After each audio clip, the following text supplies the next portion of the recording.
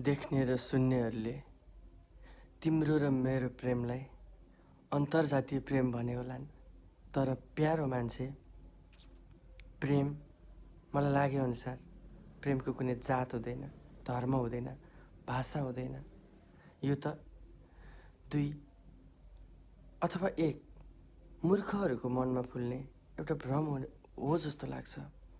किनभने जति मान्छेहरू प्रेममा परेका छन्, बुद्धिमानीहरू मिलेर प्रेम भएको छैन। त्यसैले होला आज पनि म भन्छु, प्रेम अन्धो हुन्छ, बहिरो हुन्छ, लाटो हुन्छ अनि लङ्गडो हुन्छ। म यस कारण पनि प्रेम अन्धो हुन्छ, लाटो हुन्छ, बहिरो हुन्छ अनि अपाङ्ग हुन्छ भनिरहेको छु कि साँच्चै प्रेम पागल पनि हुन्छ। किनभने यदि कोही मान्छे प्रेममा परेको छ भने उसले कसैको पनि कुरा सुन्दैन, त्यसै अर्थमा ऊ बहिरो हुन्छ। आफूले गर्न हुने काम र नहुने काम नहेरिकन उसको भलाइको लागि मात्र सोच्छ। त्यसैले मान्छेले सही कुरा देख्न सक्दैन, मान्छे अन्धो पनि हुन्छ। सही कुरा नसुन्न सक्दा बहिरो भयो। बोल्नुपर्ने कुरा पनि उसको चित्त दुख लाग्यो भनेर बोल्न सक्दैन। त्यसैले मान्छे प्रेममा लाटो पनि हुन्छ। गर्नुपर्ने कामहरू पनि गर्न सक्दैन, उसको हात खुट्टा गल्छ। जुन दिन खुसीले कुरा भएको छैन त्यो दिन। त्यसैले प्रेम अपाङ्ग पनि हुन्छ र सही निर्णयहरू सम्पूर्ण प्रेममा हुँदा लिन पनि सकिँदो रहेनछ। जो उसको भलाइको लागि छ त्यो मात्रै निर्णयहरू लिँदो रहेछ। त्यसैले प्रेम त पागलपन पनि रहेछ। प्रेम साँच्चै धेरै तातो हुन्छ, धेरै चिसो हुन्छ, पोल्छ, जम्छ। किनकि प्रेम जो चिजै यस्तै रहेछ। जसरी जीवनका परिभाषाहरू हरेक व्यक्तिहरूद्वारा फरक आउँछ, त्यसै गरी प्रेमको परिभाषा पनि हरेक व्यक्तिको आफ्नो आफ्नो अनुभव अनुसार फरक आउने रहेछ। एउटै तरकारी, एउटै मसला र उस्तै ग्यासमा 10जना मान्छेलाई सोही तरकारी पकाउन दिँदा हरेकद्वारा पाकेको तरकारीको फरक फरक स्वाद पाए जस्तै, एउटै सभामा सुनिएको भाषणद्वारा 10जनाले 10वटा कुरा फरक तरिकाले बुझे जस्तै साँच्चै प्रेमको आफ्नै घेरा हुँदो रहेछ, प्रेमको आफ्नै परिधि हुँदो रहेछ। अझ भनौँ भने न त प्रेमको घेरा हुँदो रहेछ, न त प्रेमको परिधि हुँदो रहेछ। प्रेमको त केवल यस्तो सम्बन्ध हुँदो रहेछ कि यो मनसँग दुख्छ, घोच्छ, पोल्छ, फुरुङ्ग हुन्छ, आश लाग्छ, याद आउँछ। सायद प्रेममा यस्तै यस्तै कुराहरू हुन्छ होला अरूको जीवनमा पनि। तिमीसँग स्ट्रिम अफ द कन्सियस टेक्निकमा आफ्नै मनमा बहकिँदा बहकिँदै केही कुराहरू याद आएको छ। एउटा दाइले भन्नुभएको, जो चाहिँ कुनै एक समयमा चलेको गीत जस्तै, मैले बा आमा छोडेर रोजेको मायाले मलाई धोका दिए, त्यस्तै मुडमा हुँदा बताउनु भएको थियो एउटा कुरा कि श्रीमतीलाई केही भनौँ, सम्पूर्ण परिवार छोडेर आएको छु भन्छे। तर उसलाई म कसरी बुझाउँ कि मैले पनि उसको लागि सम्पूर्ण मेरा परिवार त्यागेर उसको लागि छुट्टै बसेको छु भनेर उसलाई बुझाउन चाहन्छु। यस्तै भन्दै थिए। यो समाजले जातको पर्खाल लगाएर तिमी र मलाई एक हुन नदिनु भनेको मेरो लागि पृथ्वी सम्पूर्ण नाङ्गो हुनु जस्तै रहेछ, खुर्सानी पिरो नहुनु जस्तो, चिनी गुलियो नहुनु जस्तो। साँच्चै सम्झना यो संसारले, यो समाजले तिमीलाई र मलाई एक हुन नदिने जुन पर्खाल बनाएको छ, त्यो पर्खालहरूलाई हाम्रै प्रेमका डोजरहरू लगाएर सम्पूर्ण समथर बनाउने मन छ। जहाँ तिमीलाई मबाट छुट्याउने जुन खालको जातित्वको पर्खाल बनाएको छ र जुन खालको खाडल बनाएको छ हामी बिचमा, सम्पूर्ण प्रेमका र तिम्रा यादका ट्रकका ट्रक अनलोड गरेर सम्पूर्ण खाडलहरू पुरिदिने मन छ। के तयार छौ त तिमी? मेरो प्रेममाथि यो समाजले यसरी खेलेको छ कि प्यारो मान्छे, सर्प र पोटको खेलमा जस्तो। म जति पटक गुटी सारेर जब गेम गर्नेको तेस्रो लाइनमा पुग्छु, तब लामो सर्पको मुखमा मेरो गोटी पर्छ अनि एकाएक भर्याङबाट झारिएर म तल पुनः सुरु गर्ने ठाउँमा पुग्छु। मलाई त्यस्तै भएको छ। प्रेम गरेको व्यक्तिलाई फेरि प्रेम गर्नबाट वञ्चित गर्दैछ यो समाजले। सबै कुरा त न्यायसङ्गत छैन, तर मेरा कुरा बुझ्ने व्यक्तिहरू पनि छैनन्। समाजलाई त जातको कुरा छ, तर म कसरी सम्झाउँ उनीहरूलाई कि प्रेम उमेर हेरेर गरिँदैन, जात हेरेर गरिँदैन, धर्म हेरेर गरिँदैन, भाषा हेरेर गरिँदैन, संस्कार हेरेर गरिँदैन। प्रेम त दुई मनहरूको मिलन रहेछ, दुई विचारहरूको सङ्गम रहेछ, दुःखहरूको सुरुवात रहेछ, गर्न जानियो भने खुसीहरूको सुरुवात, गर्न जानिएन भने दुःखहरूको सुरुवात। साँच्चै कसैले फेसबुकको वालमा तिर्स्याएको स्ट्याटस जस्तै जिन्दगी एउटा चित्र हो, जो मेहनत गर्यो भने मात्र, नत्र विचित्र भइदिन्छ। साँच्चै तिम्रो र मेरो प्रेमलाई विचित्र बनाउने प्रयास गरिएको छ। प्यारो मान्छे, जस्तो सुकै अवस्थामा पनि साथ नछोड्ने भनेर गरिएको बाचालाई नबिर्सिनु। जस्तो सुकै अवस्थामा पनि सँगै हुन्छु भनेका कुरालाई नबिर्सिनु। खाएका कसम नबिर्सिनु। उकाली नबिर्सिनु, ओह्राली नबिर्सिनु, देउराली नबिर्सिनु, भन्ज्याङ नबिर्सिनु, चौतारी नबिर्सिनु। नबिर्सिनु सँगै हात समातेर सात फेरा लागेका धारा नजिकैका बर र पिपलको बोट पनि नबिर्सिनु। कैयौँ घन्टा जुनेली रातमा सालका फेदमा बसेका कुराहरू पनि, किनकि मनले रोजेकी मान्छे हो तिमी, जातले रोजेको होइन।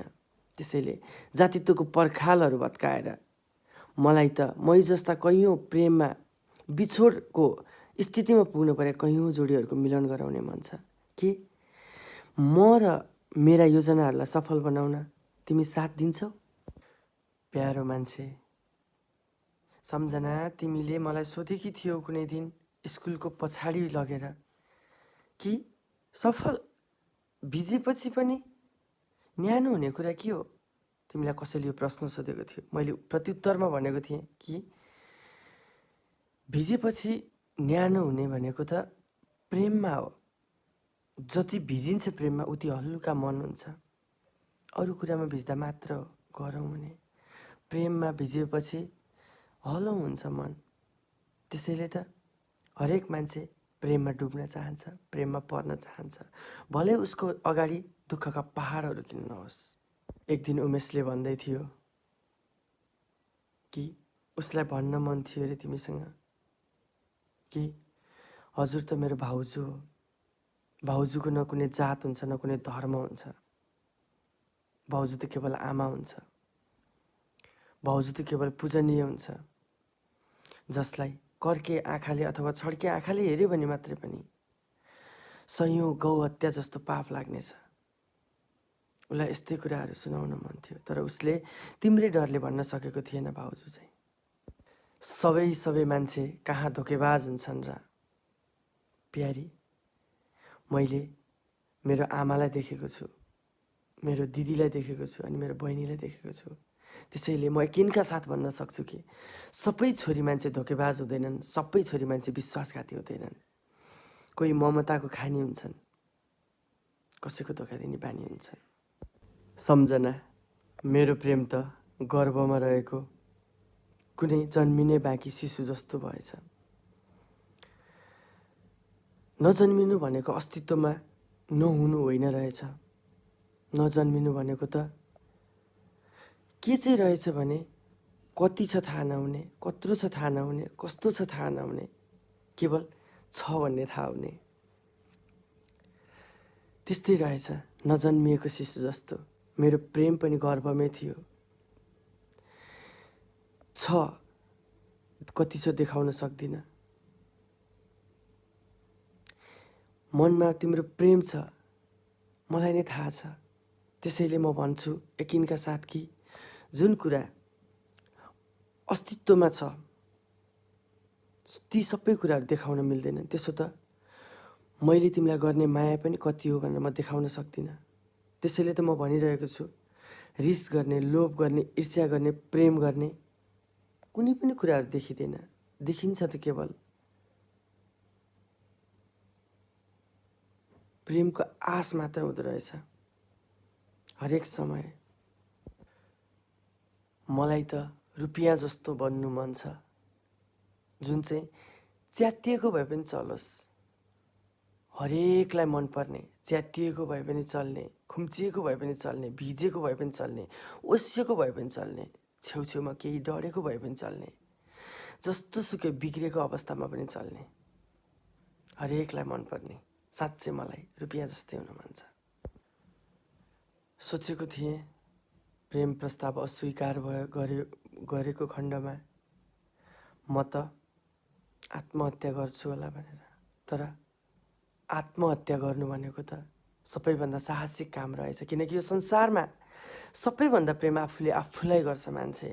अनि आफूले त्यति धेरै प्रेम गरेको मान्छेलाई मार्नु सानो साहसले पुग्दो रहेछ, सानो आँटले पुग्दो रहेनछ। त्यसैले त म भनिरहेको छु, मैले आत्महत्या गर्नु र म मर्नु भनेको म मात्रै मर्नु होइन, म जन्मिँदै गर्दा मेरो बुवा र आमाको मनमा भएको खुसी मर्नु हो। मलाई ठुलो बनाएर हुर्काएर के बनाउँछु भनेर सोच्नु भएको थियो, त्यो सपना मर्नु हो। गर्भमै तुइँदा जति पीडा हुन्छ त्योभन्दा धेरै पीडामा उहाँहरू पर्नु हो। त्यसैले त म भनिरहेको छु, चोरलाई पनि आफू सबैभन्दा असल र सुन्दर लाग्छ, जस्तो सुकै कुरूप व्यक्तिलाई पनि आफू मनपर्छ। अनि आफूले त्यति मन पराएको चिजलाई कुनै एउटा बजारको सामान त हामी छोड्न सक्दैनौँ। आफूले आफूलाई मार्न साँच्चै ठुलो हिम्मत चाहिन्छ, जो साहसी व्यक्तिहरूद्वारा मात्र सम्भव छ। आत्महत्या साँच्चै आत्माको त हत्या हुँदैन नि, देह त्याग भनेको भए अलि शब्दहरू मिल्थ्यो होला नि है, तर शब्दै त्यस्तो राखिदिनु भयो, नामै त्यस्तो राखिदिनु भयो, आत्महत्या। तर आफूले आफूलाई आत्मिकबाट हत्या गर्नु भनेको बडो साहसिक काम रहेछ, जो मद्वारा सम्भव पनि थिएन। मैले आफूले आफूलाई सकाउनु भनेको मेरो आमाले म जन्मिँदा देखेको सपनाहरूलाई सकाउनु हो, मेरो भविष्यका सपनाहरू उहाँले देख्नुभएका सपनाहरूलाई सकाउनु हो। उहाँहरूले अरू मद्वारा चाहेको कुराहरूको सपनाहरूको हत्या गर्नु हो। मैले केवल आफूले आफूलाई हत्या गर्दा आफू मात्र हत्या हुँदैन। त्यस दिनबाट मेरी आमालाई चिनी गुलियो हुन छोड्नेछ। आगोमा तातेका कराईहरू नाङ्गो हातले निकाल्दा पनि आमालाई पोल्ने छैन। आमा निराहार बस्नेछिन्। आमालाई केही कुराको इन्तु चिन्तु थाहा हुने छैन। जो मलाई आफूलाई भन्दा पनि बढी प्रेम गर्छिन्, उसको निधन भएको सुन्दा छाती पिटी पिटी रुनेछिन् उहाँ। मेरो समयमा मेरो पालोमा तँ गइस्, तँ भनेर बाँचेको, म बाँच्नुको के सार छ र, यस्तै भनेर रुनुहुनेछ। म यो कल्पना पनि गर्न सकिरहेको छैन। पञ्चर भएको ट्युब र टायरलाई कुनै एउटा मिस्त्रीद्वारा टालेर काम चलाए जस्तै र कैयौँ किलोमिटर त्यही ट्युब र टायरको मद्दतले एउटा गाडी अर्को ठाउँबाट अर्को ठाउँमा पुगे जस्तै यो जिन्दगीका पनि कैयौँ स्टेसनहरूमा एक स्थानबाट अर्को स्थानमा पुग्ने मन छ। यदि साँच्चै ट्युब जस्तै टालेर यो जीवनका खाडलहरू र प्वालहरूलाई फेरि पुनः काम चलाउन मिल्ने हुँदो हो त कति सजिलो हुन्थ्यो होला। कैयौँ माइलहरू अगाडि बढ्नको लागि गाह्रो हुँदैन थियो होला। त्यसैले त टाल्न मन छ मलाई सम्पूर्ण यादका खाडलहरू र प्वालहरू र तिम्रा यादहरू कैयौँ टिपहरू ल्याएर त्यहाँ हाल्नु मन छ, जब पुनः काम चलाएर अगाडि बढ्ने मन छ। के सम्भव छ त? नसामा सवारी साधन चलाएको व्यक्तिले भर्खरै विवाह भएको पुरुषलाई एक हप्ता पनि नबित्दै एक्सिडेन्टमा पारेर गाडीले किचेर मार्नु जस्तै रहेछ। केवल ऊ मर्दा ऊ मात्रै मर्दैन, कुनै आमा बाउले ऊ जन्मिँदा देखेको सपनाहरू मर्नेछ। कुनै महिलाले श्रीमानमाथि देखेका सपनाहरू मर्नेछ। अनि त ऊद्वारा उनको पेटमा बच्चा बसेको छ भने त्यो बच्चाको भविष्यमा आउने समस्या सम्पूर्ण कुरा बिग्रिनेछ। त्यसैले म भन्छु, तिमी बिग्रिनु र तिमी भत्किनु भनेको केवल तिमी मात्र भत्किनु होइन, सम्पूर्णको सोच र सारा सपनाहरू भत्किनु हो। त्यसैले म भन्छु तिमी सम्हालिनु, किनकि मैले देखेको र भोगेको छु कि जब मान्छे एकचोटि चिप्लिन्छ नि, उसलाई पुनः घोडा टेकेर उठ्न वर्ष लाग्ने गर्छ।